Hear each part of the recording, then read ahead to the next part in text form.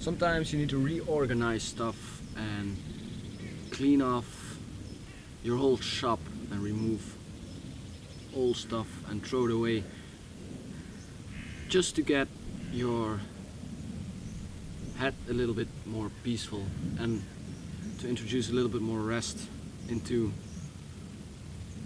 your working flow and all that stuff. So yesterday I removed everything from the shop, and well, literally everything. I got everything out and I just completely cleaned off all the dust and reorganized everything in the shop.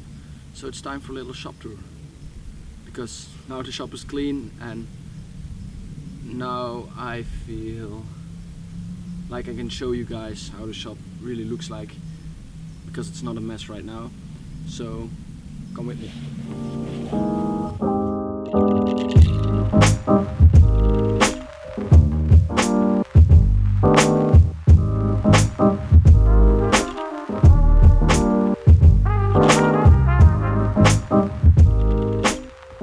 Before going inside, we're gonna talk a little bit more about the outside of the shop.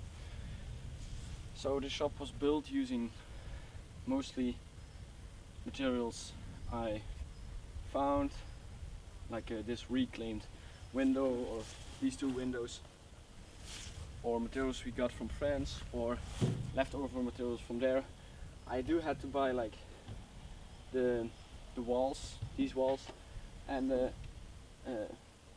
roof.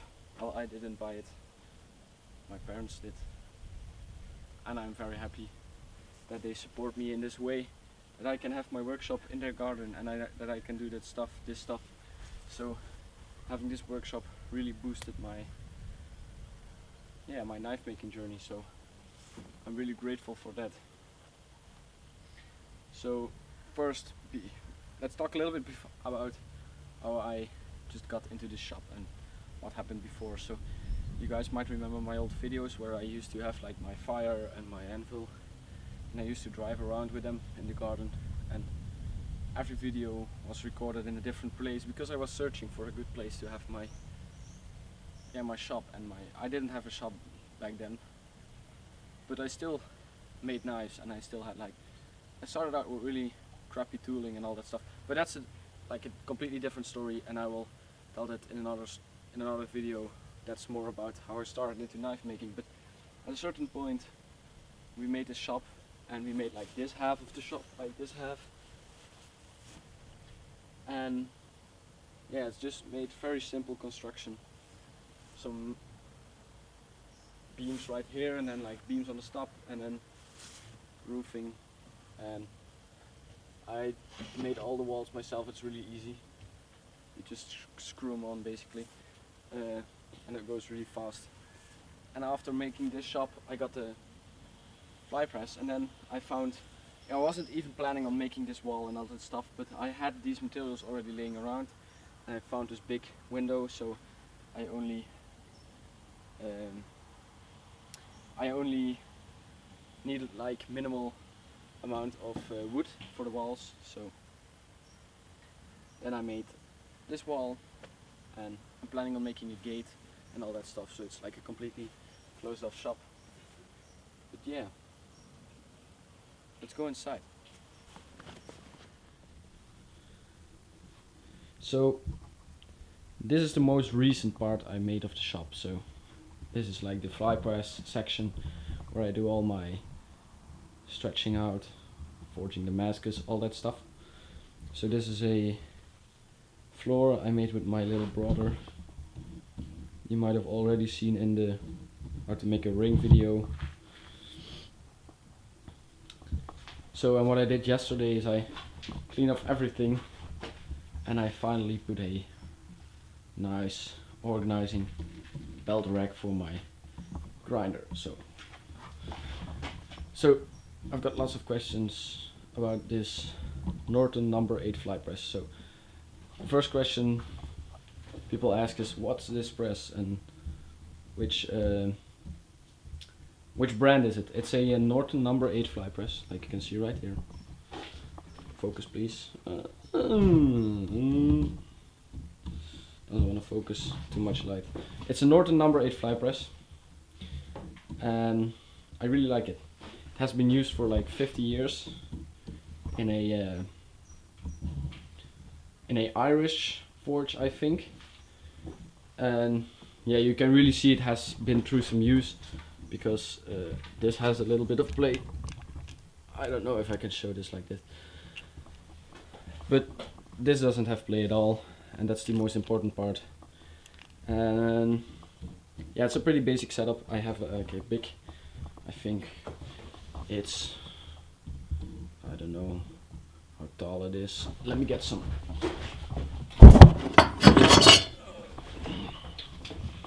It's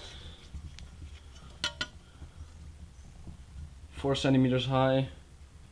That's 2.5 inch-ish. Because I used to have like somewhat less thick plate, but it used to bend, so then I got this one and I made a different setup. So I have like 2 screws in the middle, and then I have my bottom plate. I can just put it on, I can screw it down when I have to punch something and it needs to be screwed down, but when I'm just working like with a top tool and a bottom tool, and there's no like upwards power, upwards, like, you know, then I don't have to screw down. And then I have here, I have my set screw. Yeah, so I don't got like the official set screw with the nice threading with it, and it's like a it's not a metric threading. So what I do is I weld on, and it's like a really shitty job. I weld on like a nut right here, and then I use like a screw to use as a set screw, and this nut, this like threading is it's smaller than the original threading. So the big benefit of having that is when something breaks right there, I only have to cut off the screw and I can get it out, and I can just weld on a new one. And when your screw breaks with the original threading, you have to re-thread the whole thing, and I don't want to think about it even. So this works for me, and it's pretty shitty, and I'm looking into doing it better and getting the original threading, because that would just be way better. So if one of you guys has an idea where I can get like the original screws for this number 8 Norton fly press, it isn't damaged as far as I know, so I can still use it, I think. So the basic concept of this fly press is really simple. I have like the big weights right there, these 2 big balls, and then it's like a matter of momentum, and that turns it into 8 tons of pressure. So that's really nice for stretching out my Damascus. And next to my number 8 fly press, I have all my tooling. This used to be for my previous bottom plate. And on this side I have my current tooling, which is a set of small fillers, a sort of hot cut, but I completely dulled it because I used it to make some feather Damascus once, a cupping tool I never finished before my anvil, a punch I sometimes use to make whatever, a hammer, axe, and then these were for my previous setup as well, but I like my current setup way better. So I always thought I had to use like a set of really small fillers. Let me get them. But I don't have to. It's way, I thought it was way more efficient to have like really small fillers. This light is like really, I have to go from the other side. But now I use like a set of combo dies. So this one is flat and this one is rounded, and it has like a really like nice curve to it. It's not like a really narrow fuller, it's pretty large fuller, but it stretches out really quickly, and it's really nice to have like the option to stretch it out and flatten it at the same time without having to switch out dies. So that's really nice, and I really like that. So that's what I use most for forging out the Damascus. I used to use the narrow fillers, but now I have these. It's way more nicer. And I never actually really restored this piece. I got out the like this part, and then I got out the screw right there. There's a screw right here, and this is really worn out. And I just lubricated everything, and there's so much grease on this right now, you can see. But I never restored it because I really like the patina it has right now, and yeah, I don't feel like polishing it up like really nice, like a brand new thing. That removes all the story behind this machine, and I just really like how it looks right now. It looks like a used but nice antique and machine. So yeah, I'm not planning on restoring it. I never made a video about restoring it. I know you guys like it, but I'm not gonna do it. I feel like when I would restore it, I would remove like basically all the soul of it. So I'm not gonna do that. On top of the press right here, there's like a big screwy thing I can screw down to like set a certain depth. So for example, let me set it down right now.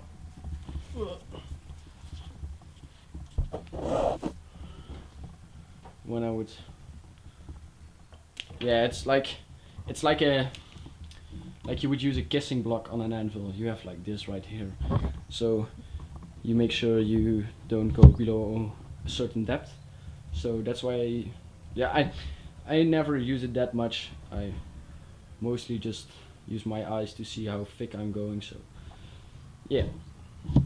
So behind the fly press, I hope the fly press is clear right now. It's a Norton number 8 fly press, and I really like it. And I was looking into getting like a hydraulic press, but then I would have to have like a really huge and good power supply thingy going on right here, because I have a really heavy grinder, and then I would have a hydraulic press, and it all would have to be safe. And this needs no energy, only my own energy, and doesn't make any noise. So that's like the best part, because I still have neighbors, not right here, but right there and on the other side of the shop right there. So yeah, it's a nice tool. And sometimes when I just started out with this tool, I needed lots of help from friends, because it's a heavy tool, and when you have to stretch out a big billet, especially in the beginning, you feel like it's impossible. And then I had like friends to come over and help me. But now, especially with these dies, I feel like I can do lots of work on my own. And yeah, so especially when I'm like getting into the flow of forging Damascus again, it's really nice to be able to do it on my own. And it's just a great all-round tool, and I can't use this thing for like my entire career, I think, because it's still a heavy machine, and it's heavy for your own body, and you don't want to use this like for 50 years straight every day. So that would wear out my entire body, and then I wouldn't be able to forge at a age of 60 or so, I think. So yeah, really, when I'm getting into a bigger shop, I do think I want to bring this thing with me, because this is what got me started out. And even when having like a hydraulic press or a forging hammer, this has some really nice uses to it, so I really like it. So if you're a beginner, or you don't have supplies to get like a nice hydraulic press, do get one of these. It's a really nice tool. So behind the fly press, I now have like my belt rack with all the belts. And that's, yeah, I can't talk about this for a long time, but it's just a belt rack. I'm organizing my wood belts right there. That's a Scotch-Brite belt, that's my Trizac belts. Those are some aluminium oxide belts. Those are 220 grit and 320 grit, and then my 120 grit. My 60 grit, but I just ordered a bunch of 80 grit because I thought I always use 80 grit, but I always use 60 grit, so that's 80 grit for now. But here is like the 36 grit, but really coarse ones. I do most of work with the 36 ones because they just remove a lot of material in a really fast time. So next to my belt rack is a disc organizing thingy I just made yesterday because I was completely fed up with having all the discs laying around in this on these shelves. And I have my big angle grinder discs, my small cut-off wheels, and my yeah, those are like the flat discs, and maybe the hard discs. You know, I will put them right there. Behind that I have my fire extinguisher, of course, because yeah, safety and all that stuff. And I'm having a wooden shop, and I'm forging in it, so it's smart to have a fire extinguisher nearby.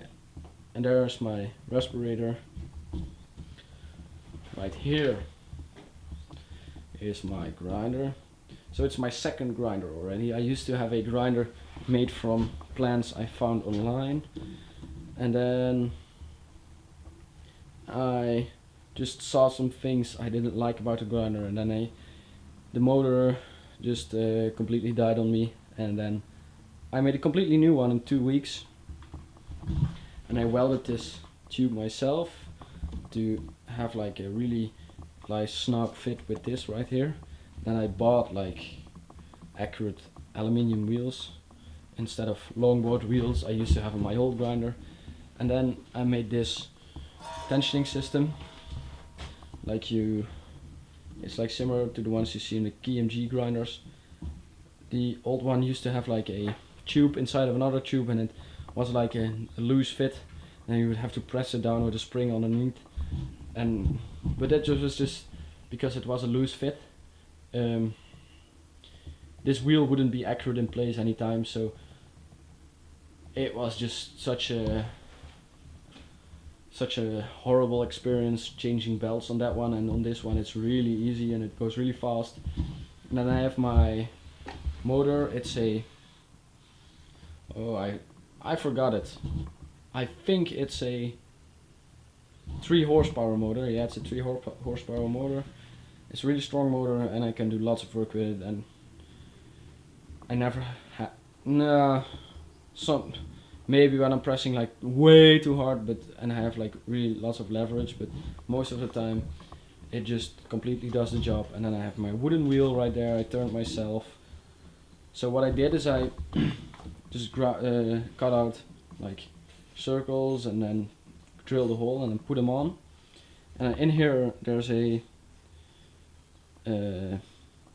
hole with threading inside, so I put like a long screw in and put my drill right here to spin it at a like lower RPM than my motor, because I don't have a frequency drive thingy. So that's how I turned this wheel at a lower RPM to like if you would spin it like on a really high RPM while not being round, that would be really dangerous. So I did it with my drill and then a screw inside of there, and then turned like most of it round, and then put it on to like get it really perfect.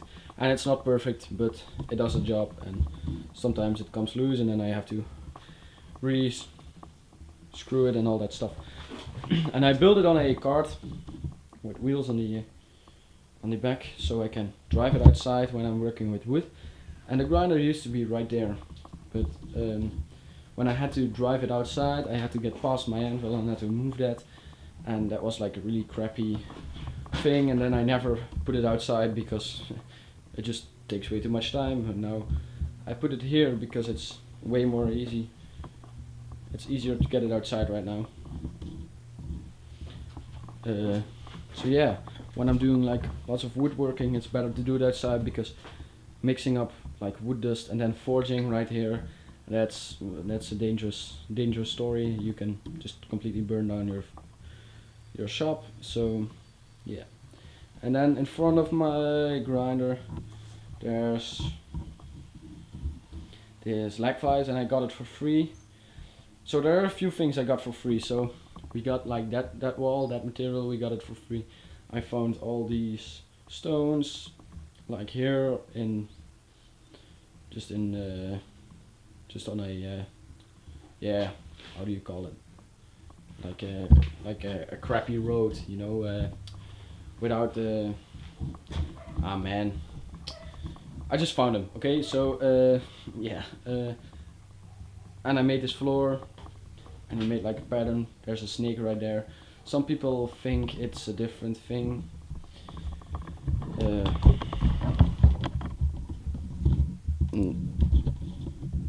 It's a snake, really.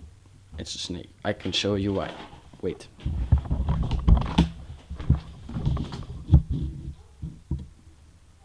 Have you ever seen a penis with a thingy like that? No. So it's a snake. So never ever comment about me making a big penis on my floor. It's a snake. So I was talking about the lag vise. So I got this lag vise for free. I also got this wooden stump with this bracket for free. Then I got that for free, the hood and the pipe which goes outside. Then I got like these windows for free, those two, and then I got this for really cheap. Then so you have to look for people who can offer you things for free, or want to throw things away which are not to value for them anymore. And these windows, they are not the highest quality, but they do the job, and I don't need any more fancy stuff. So yeah, that's how I got this lag vise. Somebody saw I was forging, and he used to forge, but he didn't anymore, and then he gave me this, and he gave me all the other stuff, and he even gave me like 200 kilos of coals. So that's really great. It's great to have people around you like that. So this is a lag vise. It's a little wobbly and all that stuff, but I can clamp like whatever in it right here, and I just poured concrete over the lag, and that works completely fine. It's really stable. It's like only this jaw moves because it's movable, but the one who's like casted inside, it's like really solid, and I never saw somebody do that. I always saw them like make something so they can move it around, but you know, I don't have to move my lag vise around. It's a little bit shitty, I can't move it around because I'm like building my whole shop now around this lag vise, which is pretty yeah, I would have like replaced it in a different place maybe right now, but okay, I can always do. No, I think I can't live like this thing out of it, so I just have to live with the fact that it's right here. And I know this is like getting like a really compact area right now, but this isn't in a way, you know. There's like not many times I need to have my lag vise like surrounded by nothing because I'm doing like really heavy work on it. That almost never happens, and even when it happens, I can really easily move my grinder away. And now the big benefit of having my grinder here is that I can move it around to outside, and right there was a wall on that side, and right here there's no wall, so I can move like way more bigger objects. Especially when making the sword, the Yadagan sword, I had to move the grinder there, and I had to put it on an angle, and here I can just put like really long pieces to it. And when I had to grind like yeah, some sort of wood parts or steel which were really long, I couldn't do it right there, so this is just for me. I think it's a way better spot. So yeah, I use this lag vise mostly for clamping things down, because that's where I use an angle and lag vise for. Yeah, so next to my lag vise is my Anvil. This is a current order I'm working on paper. Ooh. My anvil. This is a 51 kilogram anvil, and I don't know the brand, but it's a really nice anvil. I got it for 125 euros, I think, on something called Cracks. Yeah, so some sort of Craigslist here in the Netherlands, some sort of eBay thingy, which is called Marktplaats.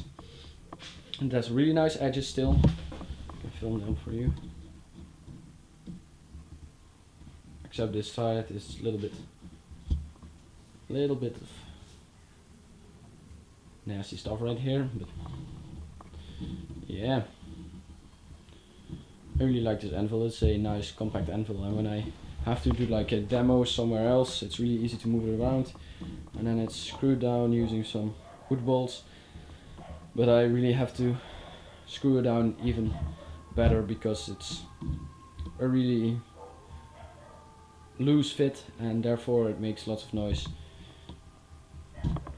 This is a wood stump I just talked about, and I always have like my big Japanese hammer, which I broke a few days ago, so this handle isn't what it should be and I have to remake it, but it's like a temporary thingy. And then I have my small hammer, which I used to like straighten blades just after I quench them, or just do finishing work. And then I have like this hammer. I rarely use the rounding hammer because that's more for spreading material, and therefore I have my fly press right now, so I use this. Yeah, it's really nice for like when doing basic forging stuff, but I really love my Japanese hammers for the knife making stuff I do. So this is a 2 kilogram heavy hammer, and this one is 800 grams. So yeah, I made all these 3 hammers together with my friend Jeroen Smit. He's a really great hammer making guy here, just a town nearby right here. And yeah, he makes great hammers. I will put a link to his Instagram in the description. Basically all the hammers you see me use in the videos are made with Jeroen.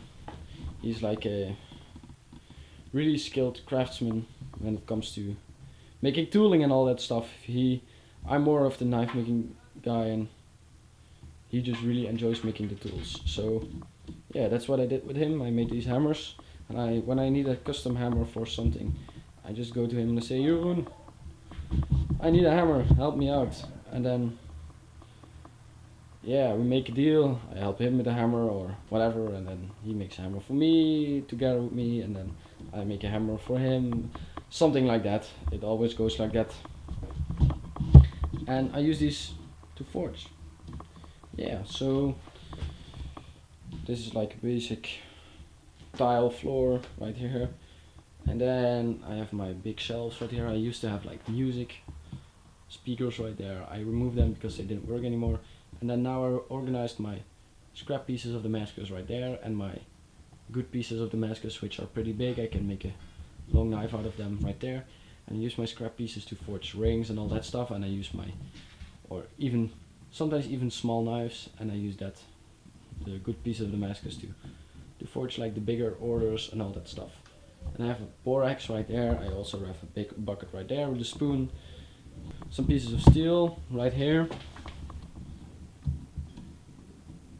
And this pieces of steel like this I use to outfit guards and all that stuff. This is some wrought iron. A shelf right here with the angle grinder. And these shelves used to be like full with stuff, but I reorganized everything, and so that's really nice. And right here I have some basic tools I use. Some oil for the press. Some leftover bloom steel I used for the Kaiken project. This is all bloom steel. I still can refine sometime for a nice project, but I didn't do it yet, so yeah, leave some suggestions. Maybe I will revisit like the whole Japanese knife project.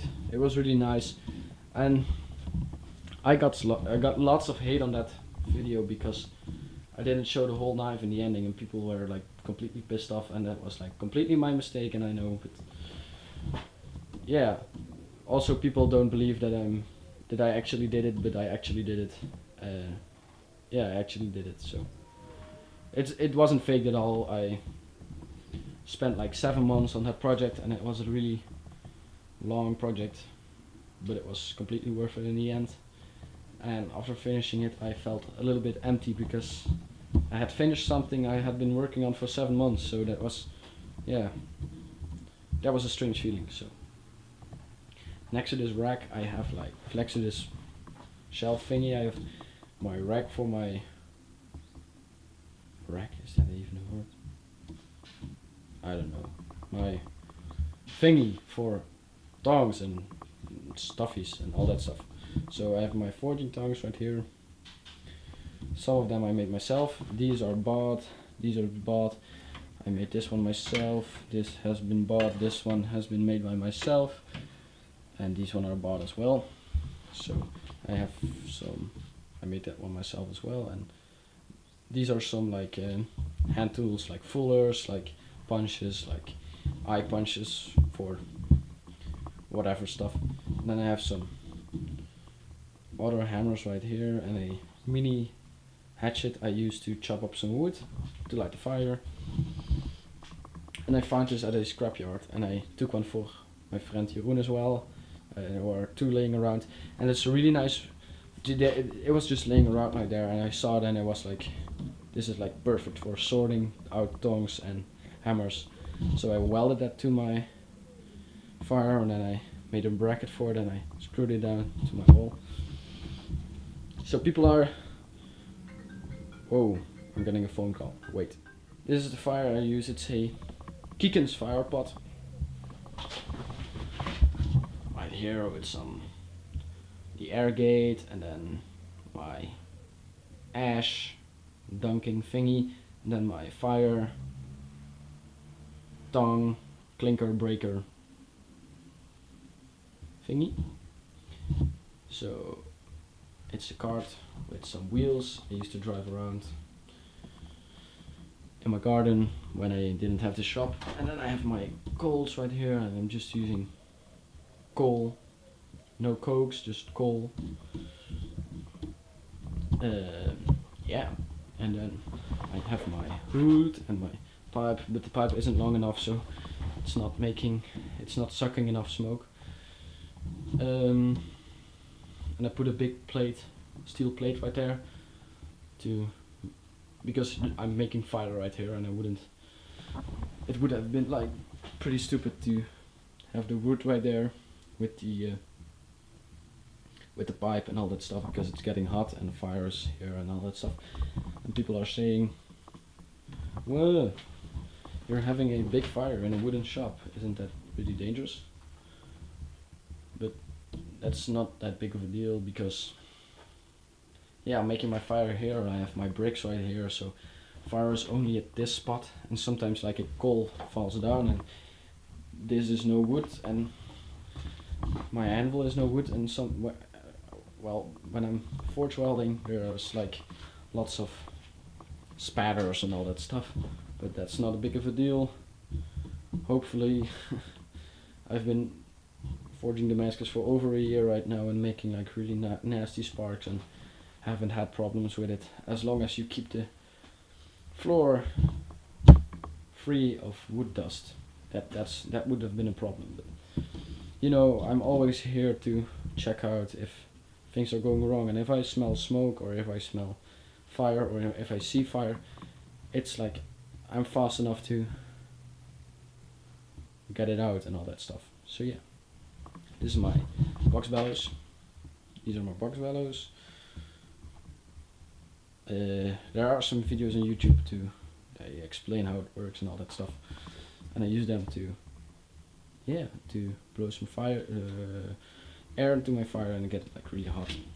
And I use them especially for the Tanto project, but I rarely use them anymore because I have an electrical fan under there, and it blows into the under chamber of this thing, and then so it's all connected to one pipe, so I can use that or that without having to reconnect pipes and all that stuff. So yeah, I really like to use my electrical fan since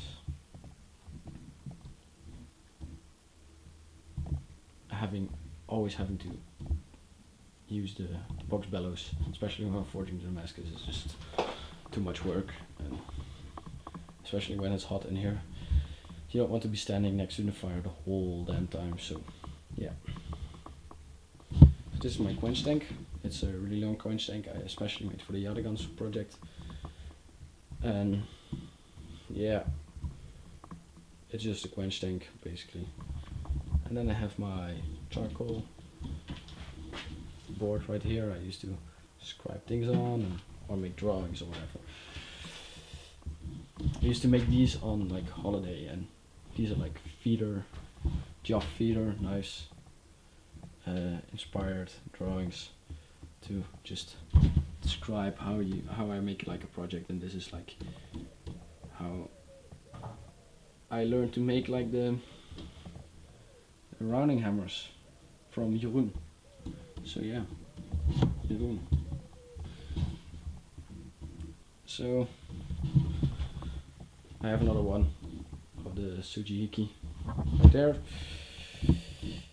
And then I have like a nice little dragon thingy right here I forged with a friend sometime. So this is now all empty room because I cleaned it off yesterday and I removed the grinder. So I have like lots of room. I will back out a little bit so you can see. And here's place for maybe a future tool, maybe even a hydraulic press if I can figure something out. Still, I just told you I couldn't make it right here, but maybe I can figure something out. Maybe a tire hammer I built myself. That's something which has been on my bucket list for a long time. There's enough space right here. Maybe I do that. Maybe not. We will see. So yeah, that's basically it. I think I just showed you everything. There's not much in here. So this is where I do all my forging, grinding, handle work, all that stuff, and all the hand sanding and all the like really precise small stuff I do in the other shop. And I will maybe even make a separate video about that, but it's a big mess right there, and we're working on some gates. So my dad is working on some gates for that, so I am not gonna film right there right now. But yeah, that's it. I hope I answered like most of the questions I get about this shop. And then there's a big hole right here. I'm planning on making a gate for that for when it becomes winter again. And I'm planning on having like a small station right there in the back. In the front, I mean, to have my I'm planning on getting like water stones. So I want to make like a station, like a place where I can just permanently sharpen my knives. Yeah, so that's it.